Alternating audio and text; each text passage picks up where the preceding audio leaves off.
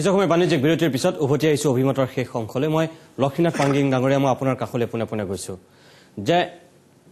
এওঁলোকে যিখিনি কথা কিছু সময় পূৰ্বে কৈছিল বা আপুনিও যিখিনি কৈছিল মই বুজি পাইছো আৰু হয়তো এইখিনি মুহূৰ্তত নিউজ টাইম অসমৰ দৰ্শকসকলে মৰ্মে উপলব্ধি কৰিছে কিদৰে প্ৰত্যেকটো জনগোষ্ঠীৰ লোকৰ মাজত খুব সোমাই আছে বা ৰাজনৈতিকভাৱে কিদৰে শোষণ কৰাৰ ফলত আজি এই পৰিস্থিতিৰ উদ্ভৱ হৈছে সেয়া হয়তো কাৰো বুজিবলৈ বাকি নাই বিশেষকৈ নতুন প্ৰজন্মৰ প্ৰতিনিধিসকলে প্ৰতিটো জনগোষ্ঠীৰ মাজত খুবৰ জুইকুৰাৰ উমান হয়তো পাইছে ইয়াৰ বাবে দুখ কাৰ ভুল কি কোনে কি কৰিলে মই এটা আপোনাক সুধিছো এই পৰিস্থিতিৰ পৰা আমি উপায় বিচাৰিবলৈ হলে আমি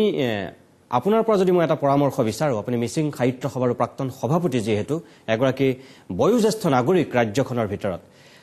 এতিয়াই যেটো পৰিবেশ আপুনি দেখিছে কটা মৰা চাৰিওফালে হিংসা বিদ্বেষ ইয়াৰ পৰা পৰিত্ৰাণ পাবৰ বাবে অসমখনক ভাল এটা পৰিবেশ দিবৰ বাবে আপুনি কি পৰামৰ্শ দিব ধন্যবাদ এতিয়া প্ৰশ্নটো এনে ধৰণে আহিছে যে আজি মই অলপ আগতে কৈছো যে আন্দোলনকাৰী সকলৰ লগত আমি সংযুক্ত নহয় কিন্তু এতিয়া অসমত এটা ডাঙৰ প্ৰশ্ন উত্থাপন হৈছে আগৰ বৰ অসম থাকিবনে সেইটো এটা ডাঙৰ প্ৰশ্ন কিন্তু মই পূৰ্বতে কৈছো যে অসমৰ পৰাই মেঘালয় মিজোৰাম নাগালেণ্ড ইত্যাদি আঁতৰি গৈছিল তাৰ কাৰণে একো হোৱা নাই অন্য একো সমস্যাৰ সৃষ্টি হোৱা নাই পৃথিৱীত এনে ঘটনা বহু ঘটি গৈছে অসমতো সেইবোৰ ঘটনা ঘটিব জাৰ্মান এখন এসমৰ ৰাষ্ট্ৰ আছিল তেওঁবিলাকৰ মাজত বিৰোধ সৃষ্টি হ'ল দুখন ৰাষ্ট্ৰ হ'ল মাজত এখন ৱাল দি ল'লে ৰাছিয়া এখন ৰাষ্ট্ৰ আছিল কিন্তু কালকৰ্মত হি কেইবাখনলৈ ৰূপান্তৰ হ'ল গতিকে অসমত যদি প্ৰয়োজন হয় সেইকাৰণে মই কৈছো যে চৰকাৰে আন্দোলনকাৰীসকলৰ লগত ৰাজনৈতিকভাৱে সমস্যাটো মোকাবিলাৰ কাৰণে চেষ্টা কৰিব লাগে কিন্তু তেওঁবিলাকে যদি আইন শৃংখলাৰ দোহাই দি তেওঁবিলাকক ধৰি মেলি আন্দোলনটো ধামাচাপা দিয়াৰ ব্যৱস্থা যদি কৰে তেতিয়াহ'লে হি এটা সাময়িকভাৱে সমাধানে হ'ব ই কিন্তু চিৰস্থায়ী সমাধান নহয় গতিকে প্ৰয়োজন যদি হয় অসম হয়তো পৃথিৱীত মই কৈছো যে পৃথিৱীত ঘটা ঘটনাবোৰে অসমত ঘটিব সেইকাৰণে কৈছো যে জাৰ্মান এখন ৰাষ্ট্ৰই যে দুখন ৰাষ্ট্ৰ এতিয়া ৱাল ভাঙি এখন ৰাষ্ট্ৰৰ ৰূপান্তৰ হ'ল গতিকে প্ৰয়োজন যদি হয় অসম আকৌ তেওঁবিলাকে অসমৰ চৰকাৰে ভাৰত চৰকাৰে চম্ভালিব নোৱাৰিলে অসম এখন নহয় 10খন ৰাজ্যলৈ ৰূপান্তৰ হ'ব হি অৱধাৰিত কাৰণ পৃথিৱীত কোনো বস্তুৱে চিৰস্থায়ী নহয় মাত্ৰ এটা বস্তুৱে চিৰস্থায়ী যে পৰিৱৰ্তন গতিকে এই পৰিৱৰ্তনক আমি কোনো অস্বীকাৰ কৰিব নোৱাৰো গতিকে মই শাসক দললৈ এটা মোৰ বিনম্ৰ অনুৰোধ তেওঁবিলাকে আন্তৰিকতাৰে আগবাঢ়ি আহক আৰু এই সমস্যাটো সমাধানৰ কাৰণে তেওঁবিলাকে মানে ফলপ্ৰসূ ব্যৱস্থা হাতত ল'লে এই সমস্যাৰ সমাধান হ'ব বুলি মোৰ বিশ্বাস আছে সৰ্বেশ্বৰ পেগু ডাঙৰীয়া মই আপোনাৰ কাষলৈ গৈছো যে এখেতে এতিয়াও বিশ্বাস কৰে যে চৰকাৰে যদি আন্তৰিকতাৰে আগবাঢ়ি আহে ৰাজ্য চৰকাৰে এই সমস্যাবিলাকৰ অলপ হলেও সমাধান কৰিব পাৰিব আপুনি ভাবেনে যে আমি আজি যেটো পৰিবেশৰ সূচনা হৈছে এই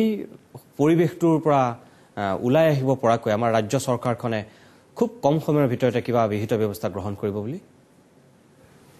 খুব কম সময়ৰ ভিতৰতে পাৰিব কি নোৱাৰিব হেতু অৱশ্যে এটা ডাঙৰ প্ৰশ্ন কিন্তু নিশ্চয় কৰিব পাৰিলেহেঁতেন আৰু এতিয়াও কৰাৰ মানে প্ৰয়াস কৰিব লাগিব আন্তৰিকতাৰে মই ভাবো এই সমস্যাটোৰ সমাধানৰ কাৰণে সম্পূৰ্ণ সমাধান নহলেও শান্তি অৱস্থা ঘূৰাই আনিবৰ কাৰণে প্ৰায় তিনটা স্তৰত চিন্তা কৰিব লাগিব এটা হ'ল যেটো ইতিমধ্যে কোৱা হ'ল ৰাজনৈতিকভাৱে আৰু দ্বিতীয়টো হৈছে প্ৰশাসনীয় ব্যৱস্থাৰ জৰিয়তে আৰু তৃতীয়টো হৈছে সামাজিক সামঞ্জস্য যেটো আছে সোশ্যাল ৰিলেশনশিপ এই তিনটা স্তৰত ৰাজনৈতিক যেটো কাম আগৰ পৰা চিন্তা কৰিব লাগিছিল হেতু হোৱা নাই আৰু প্ৰশাসনীয় স্তৰত যিমানখিনি কাম হ'ব লাগিছিল যিবিলাক আঁচনি ৰূপায়ণ কৰা বিভিন্ন কাৰণত যদি হোৱা নাই তাৰ ভিতৰত যদি অৱহেলনাৰ ভাৱটো বেছি প্ৰভাৱ বিস্তাৰ যদি কৰিছে এই সকল জনগোষ্ঠী এনেকৈ থাকক এনেকুৱা যদি অন্তৰ্নিহিত ধাৰণা এটাৰ কাৰণে যদি তেওঁলোকৰ প্ৰশাসনীয় ব্যৱস্থাৰ জৰিয়তে আঁচনিবিলাক সম্পূৰ্ণ ৰূপায়ণ কৰিব নোৱাৰিলে সেইবিলাক এতিয়া অতি আন্তৰিকতাৰে কৰিবলৈ যত্ন কৰিব লাগে আৰু আগৰ যিবিলাক ভুল হৈছে সেইটো স্বীকাৰ কৰি ল'ব লাগিব দুৰ্নীতিমুক্ত কৰিবৰ কাৰণে যিখিনি কাম এতিয়া কৰা হয় সম্পূৰ্ণ দুৰ্নীতিমুক্ত হ'ব লাগে ৰাজনীতিৰ কথাটো এইকাৰণে কোৱা হৈছে যে এতিয়া ইতিমধ্যে কিছুমান কোৱা হৈ গ'ল যে যিবিলাক প্ৰতিশ্ৰুতি দিছিলে সেই প্ৰতিশ্ৰুতিবিলাকৰ 100% যদিও নহয় অন্তত 70% 80% ফুলফিল কৰিবৰ কাৰণে পুৰাবৰ কাৰণে যত্ন কৰিব লাগে আৰু সামাজিক স্তৰত আমাৰ যিসকল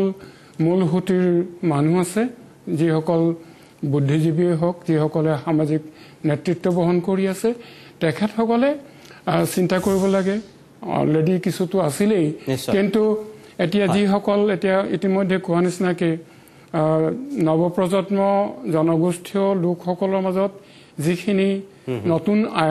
আইডিয়া হৈছে চিন্তাধাৰা হৈছে তেওঁলোকে জাগৰিত হৈছে বুজি পাইছো আপুনি এই ক্ষেত্ৰত তেওঁলোকক মানে ৰিকগনিশ্যনটো দিয়াৰ কাৰণে কুণ্ঠাবোধ কৰিব নালাগে মই নুমল পাংগিং ডাঙৰীয়া আপুনি কিছু সময় পূৰ্বে স্পষ্টভাৱে কৈছিল যে আজিৰ যিটো পৰিৱেশ আপুনি দেখি আপুনি মৰ্মাহত হয় কেতিয়াও আপুনি নিজকে এনেকুৱা এটা পৰিৱেশৰ মাজলৈ এদিন লৈ যাব বুলি বা আপুনি এনেকুৱা এটা পৰিৱেশ পাব বুলি আপুনি কল্পনাও কৰা নাছিল মই আপোনাক শেষত সুধিছো যে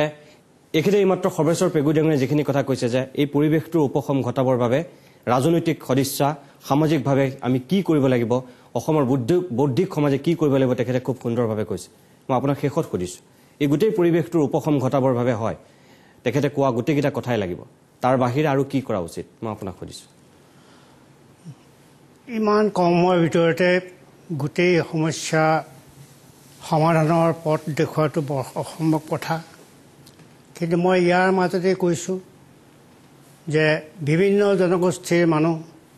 তেওঁলোকে কেতিয়াও অনা অসমীয়া বুলি কোনো দিন চিন্তা কৰা নাছিল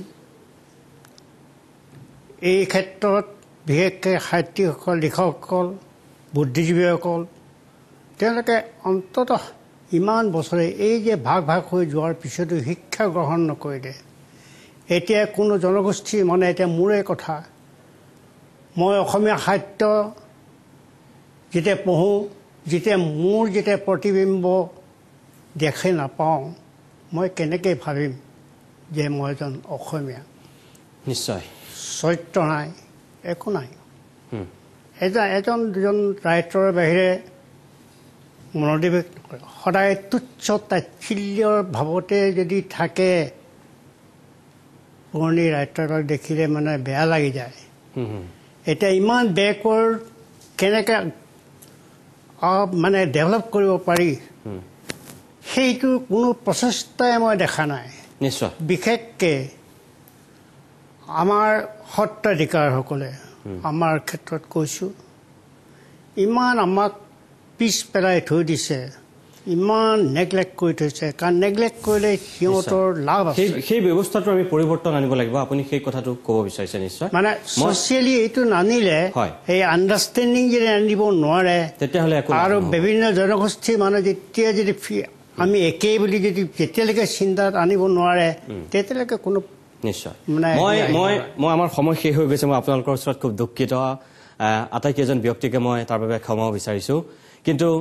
মই আপোনালোকক এইকাৰণে মাতি আনিছিলোঁ যে আপোনালোক সমাজৰ একোজন বিজ্ঞ ব্যক্তি অভিজ্ঞ ব্যক্তি আৰু আপোনালোক নেতৃস্থানীয় ব্যক্তি আপোনালোকৰ এই অভিমত শুনাৰ পিছত সংশ্লিষ্ট পক্ষসমূহে বিশেষকৈ শেষত পাংগিং ডাঙৰীয়াই যিখিনি কথা কৈছে মই অসমৰ চিন্তাশীল ব্যক্তিসকলৰ প্ৰতি এইখিনি মুহূৰ্তত আহ্বান জনাইছোঁ যে